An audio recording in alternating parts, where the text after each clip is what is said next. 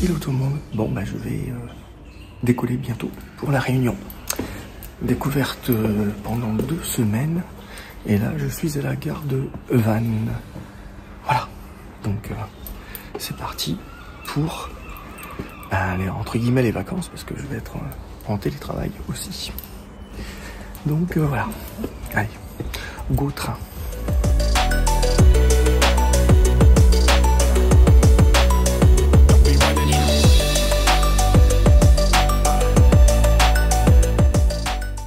Hello tout le monde, j'espère que vous allez bien depuis le dernier épisode. Bon, comme vous pouvez le voir dans le titre de cet épisode, je vous emmène pas en car life, ni dans ma voiture, ni en Bretagne. Non, à 9000 km de chez moi pour un séjour de 2 semaines à La Réunion, où j'ai rejoint un ami. Donc du coup, nous allons décoller ensemble et je vous emmène sur la découverte de cette île qui, j'espère, pour cet épisode, va vous plaire. Allez, c'est parti, décollage pour 11 heures de vol. Eh oui.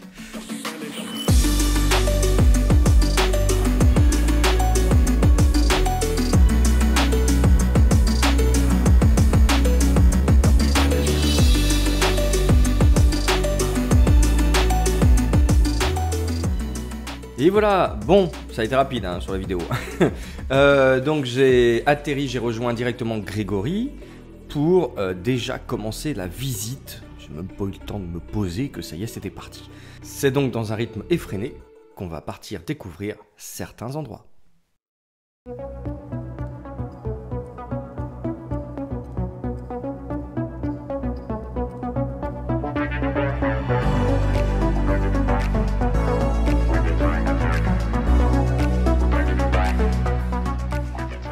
Allez, à peine être passé de 5 degrés à 29 degrés, on commence avec la cascade Niagara de 25 mètres de hauteur, formée par les eaux de la rivière de Sainte-Suzanne. Ouais, c'est pas mal. Ça commence bien, hein, ça commence bien.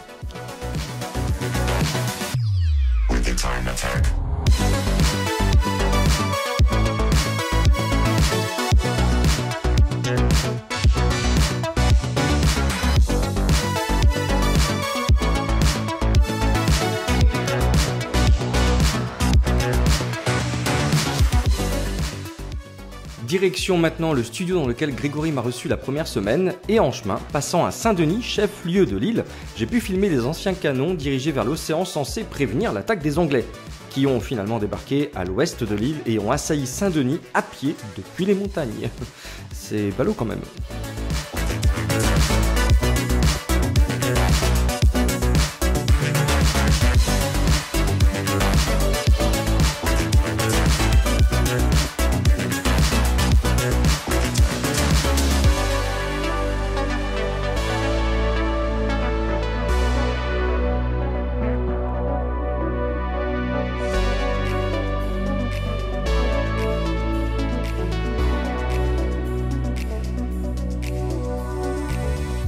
Alors, c'est après avoir déposé mes affaires et m'être rafraîchi à Saint-Leu, donc, qu'on a décidé d'aller sur la côte, manger des samoussas et boire un verre face à la mer.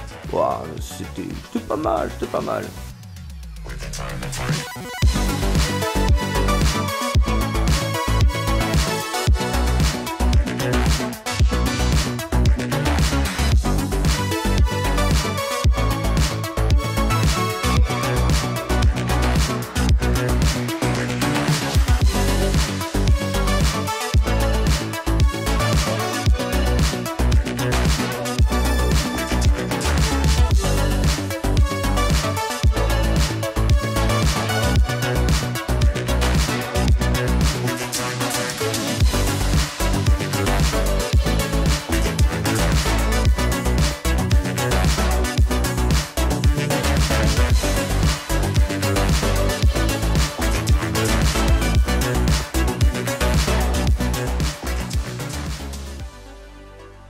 C'est en passant devant l'église réputée de Notre-Dame de la Salette pour ses apparitions de la Vierge en 1846 que nous regagnâmes le studio avec un crépuscule des plus reposants, vous allez voir.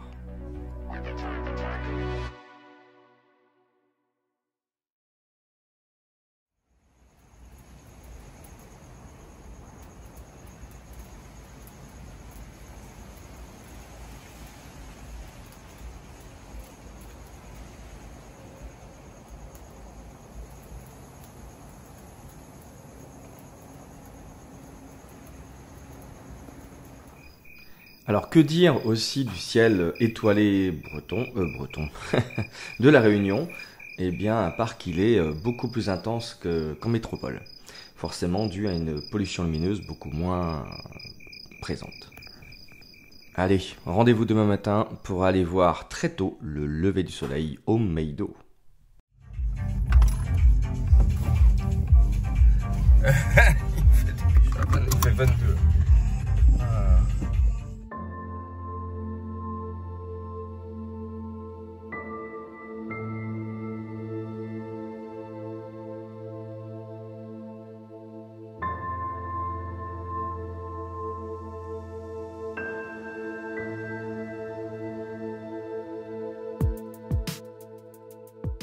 Le Piton Meido, nommé le balcon de la Réunion, donne sur le cirque de Mafat et la côte ouest de l'île.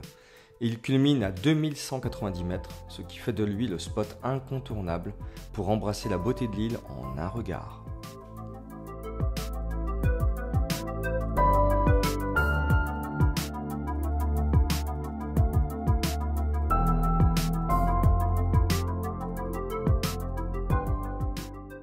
Ça y est, le jour se lève et on voit en contrebas la ville de Mafat qui compte 850 habitants environ et la Roche Plate qui culmine à 1100 mètres.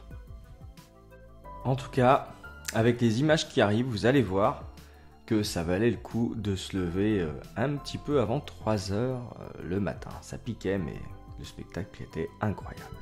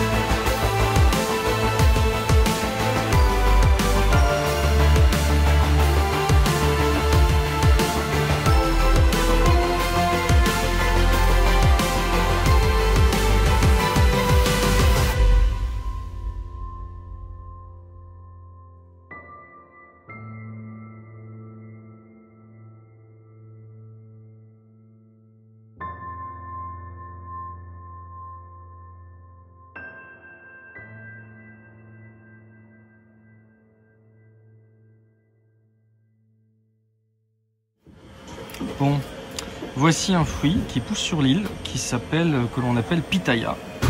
Et j'ai jamais goûté. Apparemment c'est très bon. Donc bon, ben voilà, pitaya, pour ceux qui ne connaissent pas. Voilà, oh, les tentacules.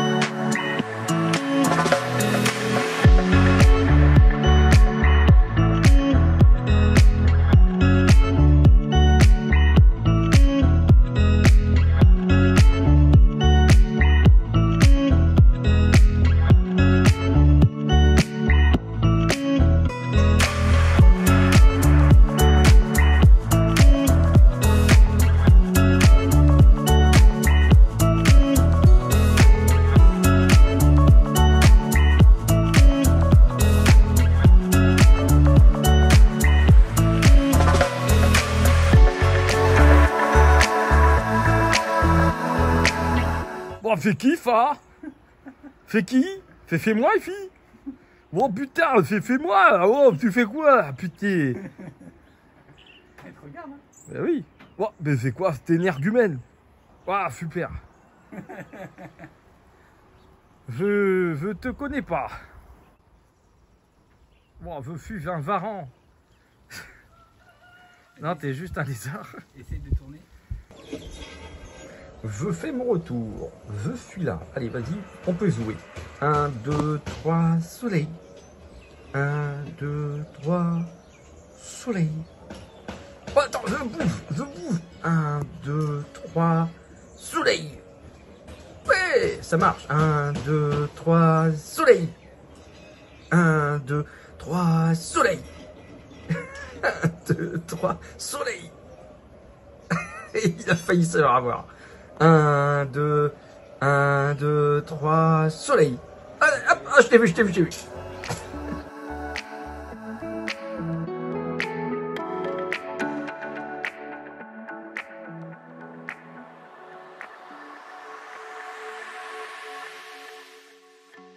Alors, après mon pétage de plomb, me voici allé visiter un des nombreux temples tamouls du culte hindouiste de l'île. J'ai visité celui de Siva Subramania qui se trouve à Saint-Benoît grâce à Minaché, un des croyants du lieu qui m'a laissé rentrer à la suite de quelques échanges sur le fait que je voulais prendre des images pour mettre en lumière la beauté du temple. J'espère donc que cette découverte vous plaira.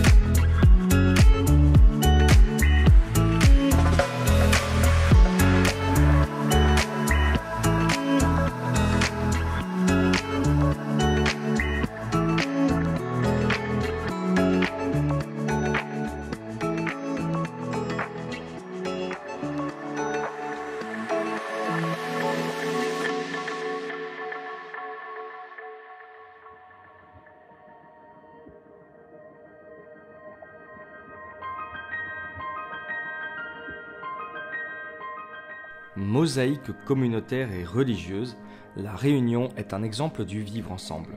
L'histoire de la religion tamoule est intimement liée à celle de l'engagisme mis en place à l'abolition de l'esclavage sur l'île. Originaires du sud de l'Inde, les Tamouls font partie intégrante du métissage et de cette culture, appelée aussi les Malbars, et non pas les Malabars, du fait d'être réunionnais à l'ascendance indienne, j'allais dire italienne. Ils pratiquent leur religion en totale liberté et partagent l'île avec 90% de réunionnais catholiques et 10% regroupant les musulmans, bouddhistes, protestants, malgaches et juifs.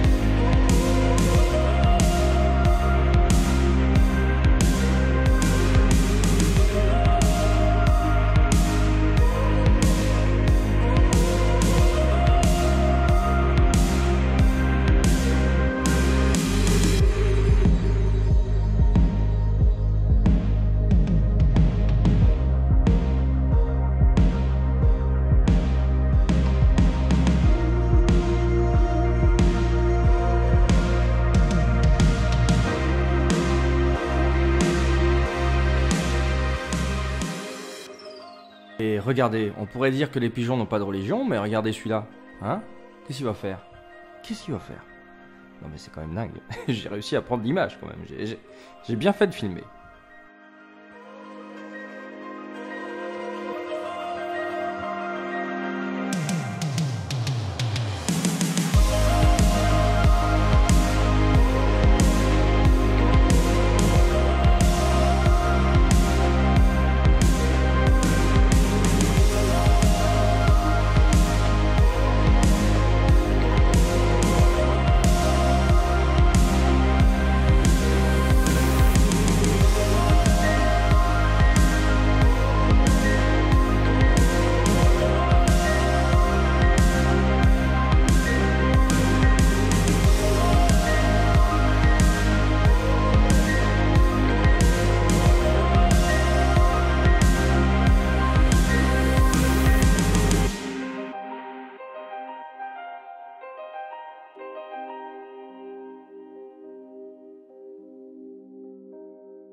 Alors, c'est donc en 1848 que l'esclavage est aboli sur l'île. Mais que faire pour les 65 000 hommes et femmes enfin libérés des champs de canne à sucre? Les propriétaires de ces champs s'inquiètent de ne plus avoir de main-d'œuvre. C'est donc sous un protectorat anglais que la France et l'Angleterre signent une convention en 1860 pour faire venir une main-d'œuvre importante contre monts et merveilles. Voyage aller-retour payé, un travail, un salaire et un logement. Est donc lancé l'engagisme réunionnais avec plus de 100 000 Indiens débarqués sur l'île en 25 ans, du jamais vu dans le monde. Finalement, ces Indiens d'ailleurs sont considérés comme les anciens esclaves, jusqu'à avoir les mêmes traitements et dormir dans les anciens camps d'esclaves. Mais au-delà de ces traitements dégueulasses, on ne peut pas dire autre chose, ils furent effectivement rémunérés et étaient protégés par la convention dans laquelle il était spécifié la liberté de culte. C'est donc grâce à elle que la religion tamoule a pu prospérer sur l'île. Et si jamais vous venez sur l'île, je vous invite à visiter ces temples qui sont juste magnifiques.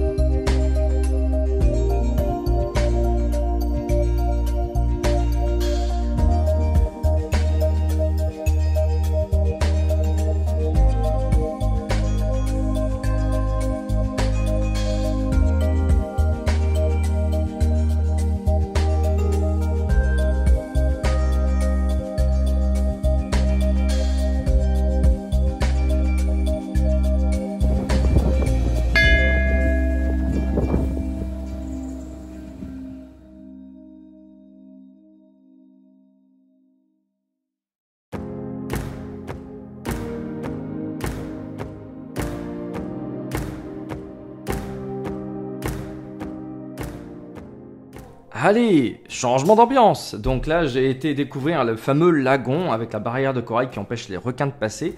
Donc au programme baignade, découverte des poissons exotiques style Nemo. C'était vraiment cool, hein. On peut pas dire autre chose que c'était quand même pas mal cool.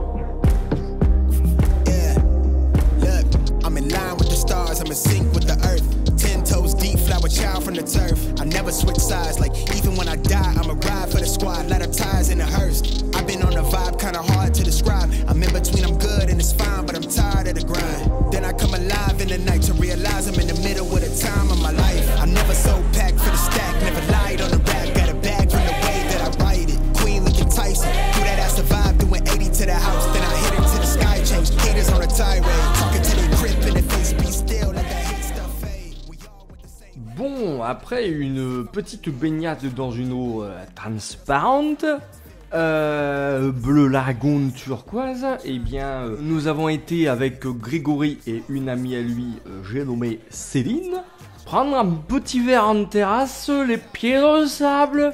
Ah bah c'était bien, c'était franchement bien, voilà. Bon, et on admirait les arbres, oui.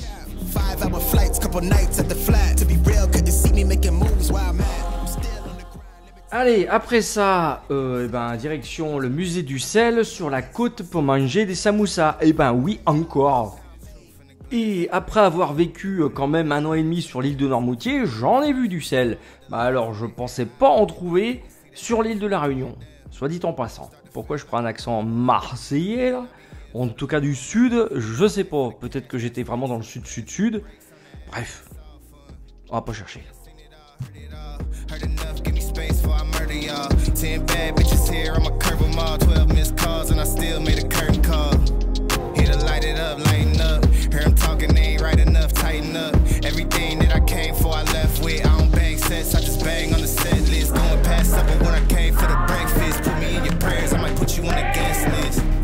Young niggas in me reckless, gold in my soul, got the same on my necklace, bitch.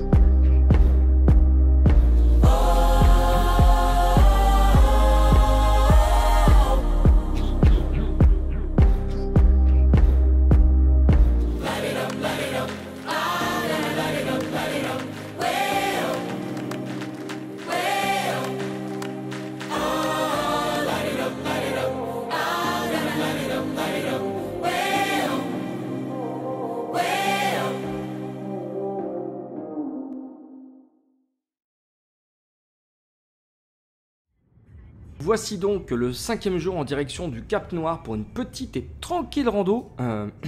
Ouais, bon, tu parles. Petite et tranquille, nommée Roche vers Bouteille. 1h30 de marche sur 3 km et un dénivelé de 320 mètres.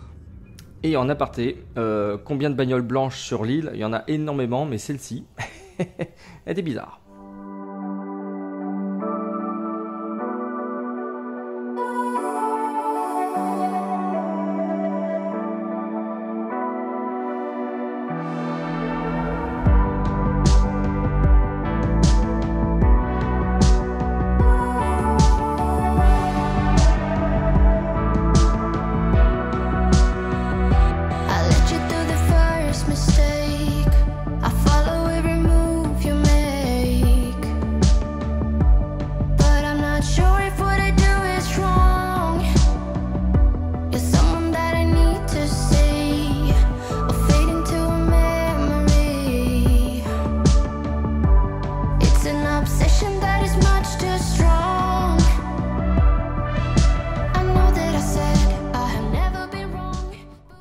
Alors, avant d'aller plus loin, à savoir pour celles et ceux qui ne le savent pas, je suis sujet au vertige. Donc autant dire, vu les chemins exigus qu'il pouvait y avoir et puis le dénivelé qu'il pouvait y avoir à ma droite là, je suis sorti de ma zone de confort. Donc je suis relativement fier de moi. Et après, il y a eu quand même pas mal d'échelles à monter, pas que 3 comme disait Grégory, il y en avait 5-6 plutôt. Et bon, voilà. En tout cas, c'est magnifique, hein. Les images sont juste incroyables.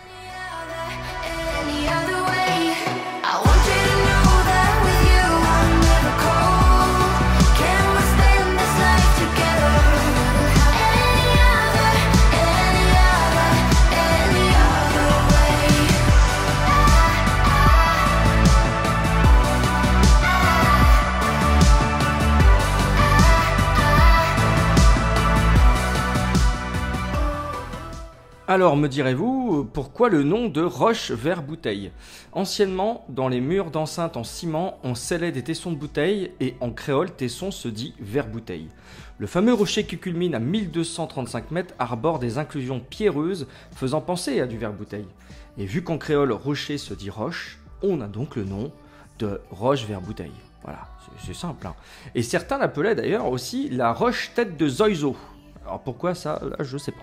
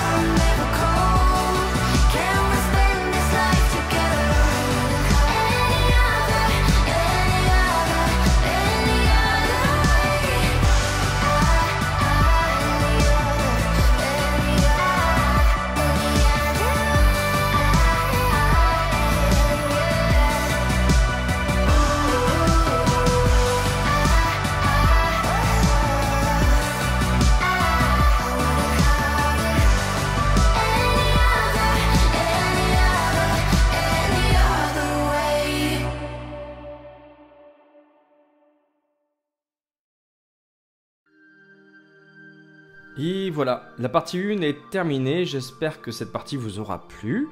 N'oubliez pas évidemment de vous abonner si ce n'est pas déjà fait, de liker et de commenter. En attendant, je vous retrouve courant avril pour la deuxième partie de mon séjour avec des images qui seront, comme vous pouvez le voir là, encore plus impressionnantes puisqu'il y aura beaucoup plus de plans drone.